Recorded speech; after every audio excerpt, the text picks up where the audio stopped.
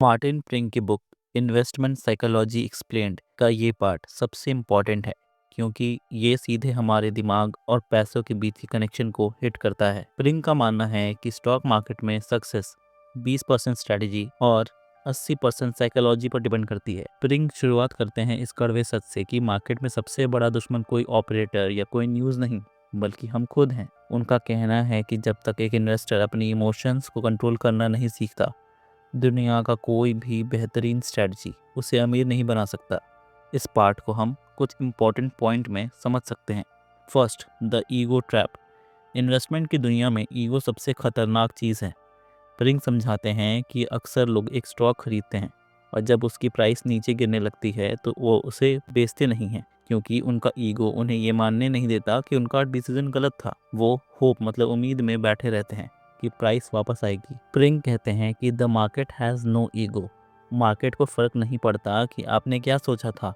इसलिए एक successful investor वही है जो अपनी गलती जल्दी माने और छोटे लॉस में बाहर निकल जाए। Second, the twin killers, fear and greed. Fear और ग्रीड दो ऐसे इमोशंस हैं जो मार्केट को ड्राइव करते हैं।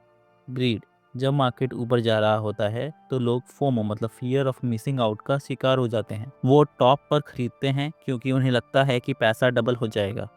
फियर, जब मार्केट गिरता है तो वही लोग डर के मारे बॉटम पर सब कुछ बेच देते हैं। प्रिंग का आर्ग्यूमेंट है कि एक डिसिप्लिन इन्वेस्टर को इन दोनों एक्सट्रीम से बचना चाहिए। उन्होंने एक बेहतरीन बात कही है, जब सब लोग लालच में हों तो आपको सावधान हो जाना चाहिए और जब सब डरे हुए हों तब आपको मौका ढूंढना चाहिए। Third, the myth of the holy grail. नए इन्वेस्टर अक्सर एक ऐसी सीक्रेट रेसिपी या इंडिकेटर की तलाश में रहते हैं जो हर बार प्रॉफिट दे। प्रिंग इस माइंडसेट को होली ग्रेल मिथ कहते हैं। वो क्लियर करते हैं कि ऐसी कोई चीज एग्जिस्ट नहीं करती। मार्केट डायनामिक्स हमेशा बदलते रहते हैं। असली होली ग्रेल आपका सेल्फ कंट्रोल है। अगर आपने एक बोरिंग लेकिन सॉलिड सिस्टम बनाया है और आप उसे बिना डरे और लालच के फॉलो करते हैं तो वही आपका सबसे बड़ा हथियार है। फोर्थ, टिकराइटिस, स्क्रीन से चिपके रहना।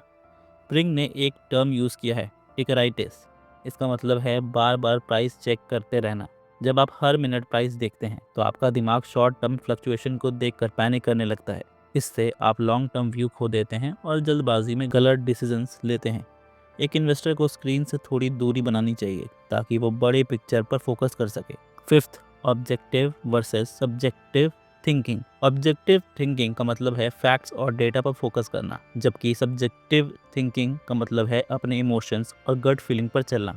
प्रिंग जोर देते हैं कि ट्रेडिंग रूल्स स्टोन की तरह मजबूत होने चाहिए। अगर आपका स्टॉप लॉस हिट हो गया है तो बिना किसी आर्ग्यूमेंट के बाहर निकल जाओ। मार्केट से दुश्मनी निकालने या बदला लेने की कोशिश हमेशा बर्बादी की तरफ ले जाती है। Sixth, patience and discipline. अंत में प्रिंग कहते हैं कि इन्वेस्टमेंट एक वेटिंग गेम है। सही मौके का इंतजार करना पड़ता है और जब मौका मिले तो अपने रूल्स पर टिके रहना ही असली सक्सेस है। अधिकतर लोग इसलिए फेल होते हैं क्योंकि वो हर वक्त एक्शन चाहते हैं, लेकिन कभी कभी कुछ ना करना ही सबसे बेहतरीन इन्वेस्टमेंट स्ट्रेटजी होती है। प्रिंग का ये पार्ट हमें सिखाता है कि मार्केट में जीतने के लिए पहले खुद से जीतना ज़रूरी है। हमें अपनी गलतियों से सीखना चाहिए, डिसिप्लिन बनाए रखना चाहिए और हमेशा हम्बल रहना चाहिए क्योंकि मार्केट से बड़ा कोई नहीं है। मार्टिन प्रिंग की बुक इन्वेस्टमेंट साइकोलॉजी एक्सप्लेन्ड का अगला पार्ट इंडिविजुअल साइकोलॉजी से हटकर क्राउड साइकोलॉजी और कॉन्ट्रेरी ओपिनियन पर फोकस करता है। इसमें प्रिंग बताते हैं कि कैसे एक आम भीड़ मार्केट में बिहेव करती है और कैसे आप उस भीड़ से अलग होकर प्रॉफिट कमा सकते हैं। प्रिंग कहते हैं कि इंसान फितरत से एक सोशल एनिमल है। हमें भीड़ के साथ चलने में सुरक्षा महसूस होती है, लेकिन स्टॉक मार्केट में यही इंस्टिंक्ट हमारी सबसे बड़ी दुश्मन बन जाती है। First, the nature of the crowd.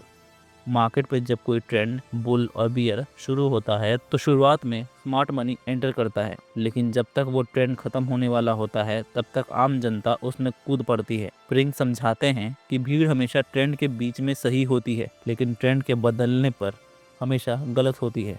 जब सबसे ज़्यादा लोग बुलिश होते हैं तभी मार्केट गिरने के लिए तैयार होता है। सेकेंड, कॉन्ट्रेरी ओपिनियन क्या है। अक्सर लोग कॉन्ट्रेरी ओपिनियन का गलत मतलब निकालते हैं। उन्हें लगता है कि अगर सब खरीद रहे हैं तो मैं बेच दूं। प्रिंग क्लियर करते हैं कि कॉन्ट्रेरियन होने का मतलब हर वक्त भीड़ के अपोजिट चलना नहीं है। इसका असली मतलब है एक्सट्रीम सेंटिमेंट्स को पहचानना। जब ऑप्टिमिज्म अपनी हद पार कर दे तब सावधान हो जाओ। जब पेसिमिज्म हर तरफ फैल जाए तब मौका ढूंढो। Third, how to identify market extremes. Spring ने भीड़ की दीवानगी को पहचानने के कुछ प्रैक्टिकल तरीके बताए हैं। मीडिया और न्यूज़, अगर मार्केट की खबरें न्यूज़पेपर के फ्रंट पेज पर आने लगे और हर कोई स्टॉक टिप्स देने लगे तो समझ लीजिए यूफोरिया आ चुका है, मतलब एक्सट्रीम ग्रीड आ चुका है। Cover story trap. स्प्रिंग का मानना है कि जब किसी बड़ी बिजनेस मैगजीन की कवर स्टोरी बहुत ज्यादा बुलिश या बेरिश तो अक्सर वो ट्रेंड के खत्म होने के सिग्नल होते हैं। एडवाइजरी सेंटिमेंट, अगर 90% एडवाइजर कह रहे हैं कि मार्केट ऊपर जाएगा तो इसका मतलब है कि अब खरीदने के लिए नया पैसा बचा ही नहीं है। फोर्थ, न्यूज़ ब्रेक्स और उनका रिएक्शन। स्प्रिंग एक बहुत महत्वपूर्ण कंसेप्ट समझाते हैं, मार्केट रिएक्शन टू न्यूज़। अगर कोई बहुत बुरी खबर आए और मार्केट ना गिरे तो इसका मतलब है कि मार्केट बॉटम बना चुका है, सब कुछ प्राइस में पहले से डिस्काउंट हो चुका है।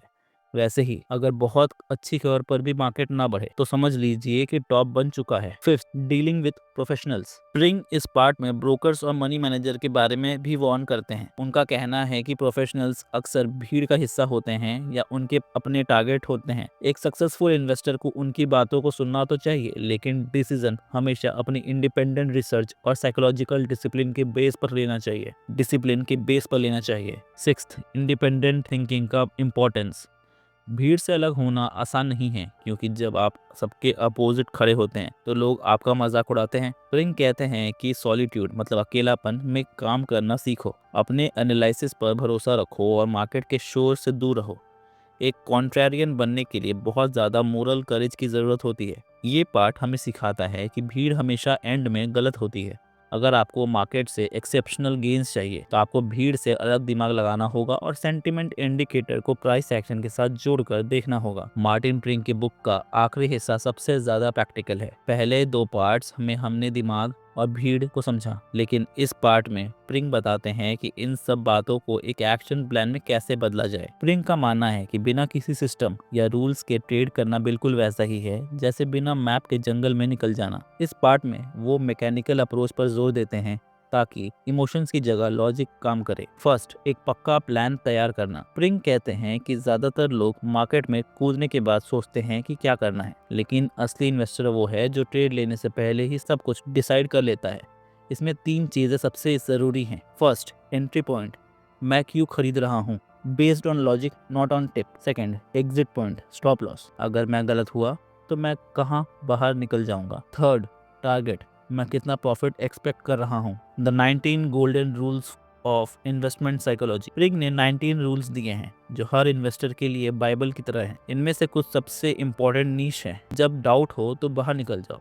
अगर मार्केट आपकी समझ से बाहर हो रहा है तो पोजीशन क्लोज कर देना ही सबसे बड़ी समझदारी है। सेकंड, अपने प्रॉफिट्स को बढ़ने दो। अक्सर लोग थोड़ा सा प्रॉफिट देखकर डर के मारे बेच देते हैं, लेकिन लॉस को उम्मीद में होल्ड करते हैं। स्प्रिंग इसका बिल्कुल उल्टा करने को कहते हैं। ट्रेंड के साथ दोस्ती करो, कभी भी ट्रेंड के अगेंस्ट मत जाओ जब तक कि आपको एक्सट्रीम सेंटिमेंट क्लियर सिग्नल ना मिले। अपनी गलतियों का रिकॉर्ड रखो। स्प्रिंग ट्रेडिंग जर्नल बनाने पर जोर देते हैं। जब आप अपनी पुरानी गलतियों को लिखते हैं तो आप उन्हें रिपीट करने से बचते हैं। थर्ड, सिंप्लिसिटी इज की। आजकल लोग बहुत कॉम्प्लेक्स सॉफ्टवेयर्स और हजारों इंडिकेटर्स यूज करते हैं। स्प्रिंग वार्न करते हैं कि कॉम्प्लेक्सिटी क्रिएट्स कंफ्यूजन। जितना सिंपल आपका सिस्टम होगा उतना ही आसान उसे प्रेशर में फॉलो करना होगा। उनका कहना है कि दो तीन अच्छे इंडिकेटर जैसे मूविंग एवरेज या आरएसआई और प्राइस एक्शन का कॉम्बिनेशन काफी है अगर आपकी साइकोलॉजी स्ट्रांग है। फोर्थ, मार्केट साइकिल और टाइम फ्रेम्स। स्प्रिंग समझाते हैं कि मार्केट हमेशा साइकिल्स में चलता है।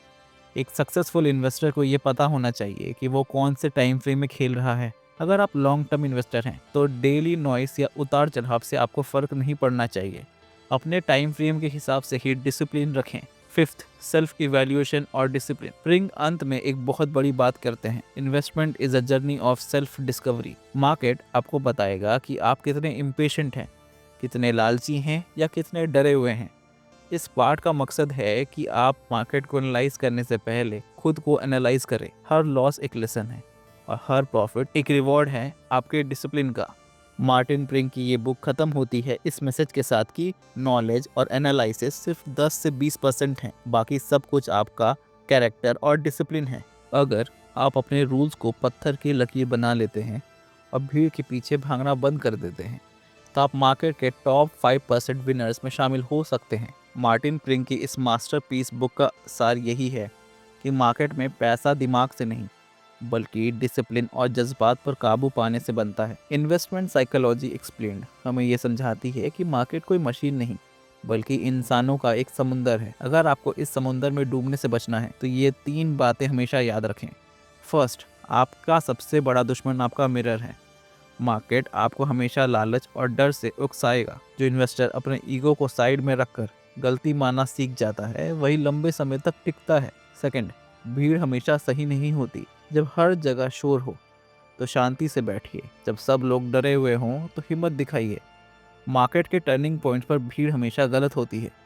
थर्ड, सिस्टम पर भरोसा रखें। एक एवरेज स्ट्रैटेजी भी आपको अमीर बना सकती है अगर आपका डिसिप्लिन 100% है, लेकिन एक बेहतरीन स्ट्रैटेजी भी फेल हो जाएगी अगर आप डर के मारे अपने रूल्स तोड़ देते हैं। प्रिंग कहते हैं कि इन्वेस्टमेंट को एक बिजनेस की तरह ट्रीट करें, गैम्बलिंग की तरह नहीं। एक बिजनेसमैन कभी भी बिना प्लान के काम नहीं करता और ना कि एक लॉस होने पर अपने बिजनेस बंद कर देता है। वो सीखता है, सुधार करता है और मैदान में टिका रहता है। The market is the mirror of human nature. Master yourself and you master the market. धन्यवाद।